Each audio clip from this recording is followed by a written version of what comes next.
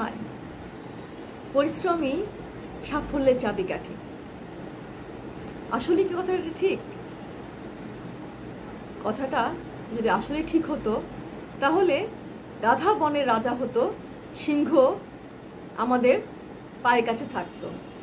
Because সিংহ কিন্তু 18 ঘন্টায় ঘুমোয়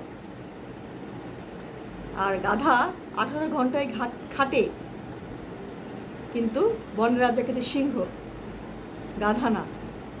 so পরিশ্রমই সাফল্যের চাবিকাঠি না, ইউজ করতে হয়, ব্রেন ইউজ করতে হয়। তুমি যেটুকু সময় কাজ করো, সারা দিন কাজ করার দরকার নাই।